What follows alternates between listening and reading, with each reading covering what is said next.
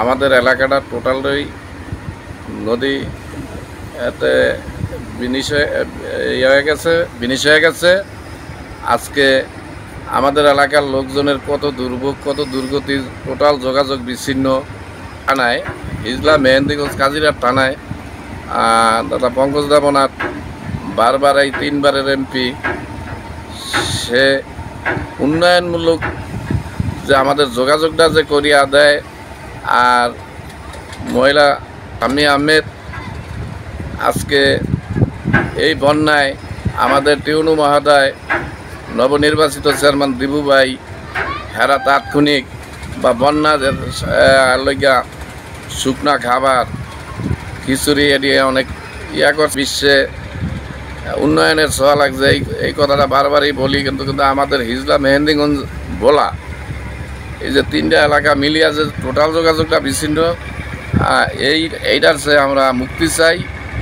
আমরা ইচ্ছা করলেই সন্ধ্যার পরে সন্ধ্যা যখন হয় তখন আমরা টোটালটাই কোথায় কি হয়, কি হইলো না হইলো এটা আমরা জানতে পারি না। রফিকুল ইসলাম। কোথায় থাকেন? থাকি বর্তমানে এখন ভেরিবাদে। বেরিবাদ ভেঙে গেছে। জি, কোন এলাকায়? কোন এলাকার বেরিবাদ? খুলনা গোবিন্দপুর। আচ্ছা, এখন থাকি। জি, এই বাজে এখন চলতেছি। এখন কি আপনার নদীতে আপনার ঘরবাড়ি ভেঙে গেছে? নদীতে ভেঙে এটা গেছে। কবে ভাঙছে? কতদিন হয়? ভাঙছে অনেক বছর হয়েছে পরেই। আচ্ছা, একবার পুরান বাগারহাট। আচ্ছা, সেখান থেকে ভাঙতে ভাঙতে এখন বেরিবাদা থাকি। এখন আচ্ছা, কতজন থাকেন আপনারা ওখানে? আমরা এখন থাকি অনেক, প্রায় 20-30 জন। 20-30 জন ওই বেরিবাদের উপরেই থাকে? সরকারি জায়গা থাকি এখন। আচ্ছা, আচ্ছা, কোন রমুডে আপনাদের থাকার কোনো ব্যবস্থা আর নাই? আর নাই, টাকাও নাই। কিনে খাই। এই যে সরকারি ঘর দেওয়া হয়, এগুলো পাননি আপনারা কিছু?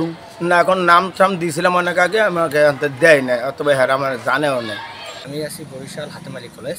হাতেম আলী কলেজ, অনার্স ম্যানেজমেন্টের। এখান থেকে নিয়মিত যাতায়াত করেন? নিয়মিত যাতায়াত করি বলতে যাই, প্রায় টাইমে যাওয়ার সময় আমাদের একটু মৃগন সেতুতে সমস্যা হয়।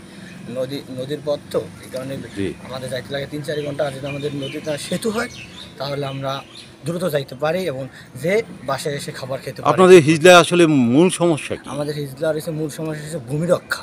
আমাদের এই যে নদী বাঁধ, মানুষ যতই হিজলা যা হোক না কেন উন্নয়ন, আমাদের নদী বাঁধটা দরকার, কিন্তু সেটা আমাদের মাননীয় সংসদ সদস্য পঙ্কজ দেবনাথ সে করে দিয়েছে এবং কাজ চলমান, কিন্তু স্থায়ী বাঁধটা আরও দ্রুত হলে আরও ভালো হবে।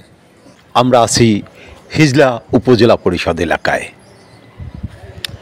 এই হিজলা প্রায় 2 লক্ষ মানুষের বসবাস এবং বাংলাদেশের সবচেয়ে অবহেলিত একটি স্থানের নাম এই হিজলা মেহেন্দিগঞ্জ। এটি সংসদ সদস্য পঙ্কজ দেবনাথ এবং সংরক্ষিত এমপি শামী আহমেদের এলাকা। এই প্রতিবেদনটি যখন তৈরি হচ্ছে ঠিক তখন প্রধানমন্ত্রী এই অঞ্চলকে, বরিশাল জেলাকে ভূমিহীন মুক্ত ঘোষণা করেছেন। আর এদিকে নদী ভাঙনে সর্বশান্ত মানুষের হাহাকার কমতি নেই। এই পথ ধরে কিছু দূর এগোলেই মেঘনা নদীর পার। চারদিকে মেঘনা নদী বেষ্টিত এলাকা। এখানের একটি ইউনিয়নের নাম বড়জালিয়া, যেখানে এই মুহূর্তে বালুর বস্তা ফেলে নদী ভাঙন রোধ করার চেষ্টা চলছে। বরিশালের পানি উন্নয়ন বোর্ড এই কাজটি করছেন, যদিও স্থানীয় বাসিন্দাদের দাবি বেড়িবাঁধ নির্মাণ এবং মিরগঞ্জ সেতুর দ্রুত বাস্তবায়ন। বরিশাল জেলার মধ্যে সবচেয়ে অবহেলিত এবং দুর্গম একটি জনপদের অপর নাম হচ্ছে হিজলা উপজেলা। এখানকার মানুষগুলা, বেশিরভাগ মানুষগুলা কৃষি এবং মৎস্যরূপে নির্ভরশীল। উপজেলার চতুর্দিকে কিন্তু মেঘনায় বেষ্টিত। এই মেঘনা বেষ্টিত হিজলা উপজেলায় ইতিমধ্যে 4 থেকে 5টি গ্রাম নদীগর্ভে বিলীন হয়েছে। মেঘনার করাল গ্রাসে ক্ষতবিক্ষত মানুষগুলো কেউ অর্থের অভাবে এখনও খোলা আকাশের নিচে বস করছে, আবার যাদের অর্থ আছে তারা বিভিন্ন জায়গায় ছুটে গিয়ে কোনো রকম জীবন জীবিকা চালাচ্ছে। হিজলা উপজেলার 5টি গ্রাম এই নদীগর্ভে বিলীন হয়ে গেছে। সেই বিলীন হওয়া মানুষগুলো এখনও নদীর কিনারায় কোনো রকম ছাপড়া দিয়ে থাকছেন, হয়তোবা সরকারিভাবে মাঝে মধ্যে কিছু অনুদান পাচ্ছেন, কিন্তু আসলে পুনর্বাসনের জন্য যেই ব্যবস্থাটুকু দরকার সেটি এখনও যথেষ্ট না। হিজলার সার্বিক পরিস্থিতি নিয়ে আমরা কথা বলি উপজেলা নির্বাহী কর্মকর্তা মোহাম্মদ জাহাঙ্গীর হোসেনের সাথে। এখানে সরকারি বিভিন্ন বরাদ্দ আছে, এগুলো অন্যান্য এলাকার চেয়ে বেশি। এটা পিছিয়ে পড়া এলাকা, কিন্তু সরকারের বরাদ্দ এখানে বেশি। যেমন আমি আগে আমি যদি একটা বাংলাদেশের প্রমিনেন্ট উপজেলার কথা বলি, যেমন মনে করেন বরিশাল সদর বা এই এলাকায় নেসারাবাদ বা কলাপাড়া, ওইগুলোর চেয়ে এখানকার বরাদ্দ বেশি। তারপরে হয়ে গেলে এরা আর বের হতে পারে না, এরা গৃহবন্দী থাকে বেশিরভাগ মানুষ। না, এই বিষয়ে আপনার কোনো চিন্তা ভাবনা? গৃহবন্দী থাকে এই কথাটা ঠিক না, এটা মানে একদমই ঠিক কথা না। এখানে মানে সড়ক যোগাযোগ আছে, এখানে মিরগঞ্জ একটা ফেরি আছে, সেখানে খেয়া আছে। এর বাইরে চিন্তা করলে আমাদের এই হিজলা থেকে শুরু করে একদম বাবুগঞ্জ পর্যন্ত রোডসের রাস্তা আছে। রোডসের রাস্তার কথা বলছি, এলজিডির না।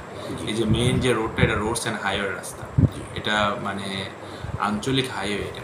কিন্তু আপনার 8টার পরে যদি ফেরি বা ট্রলার বন্ধ থাকে তখন তো আর মানুষগুলো কোথাও না, 8টার পরে ফেরি ট্রলার বন্ধ থাকে, ব্যাপারটা সবসময় এরকম না। যেমন ঈদ পার্বণ, তখন ফেরি গভীর রাত পর্যন্ত চলে। তাছাড়া বিশেষ প্রয়োজন হলে তারা ফেরি চালায়। সমস্যা হচ্ছে ফেরিটা চালাতে হলে তো গাড়ি থাকতে হবে, আর সব মানুষ তো ফেরি দিয়ে চলে শুধু যাদের গাড়ি আছে তারা।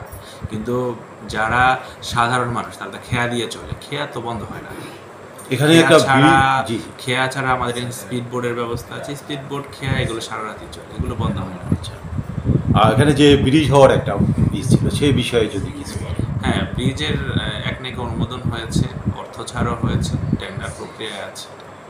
এটা শীঘ্রই কাজ শুরু হবে এবং আশা করা যায় যে কাজ শেষ হলে মানুষের এই যে ফেরি এবং খেয়ার যে বিষয় দুর্ভোগগুলো আছে সেটা থাকবে। এবং এটা রোডস অ্যান্ড হাইওয়ে করছে, মানে সেক্ষেত্রে রাস্তাগুলো প্রশস্ত হবে এবং মানুষের জীবনযাত্রায় আরও গতি আসবে।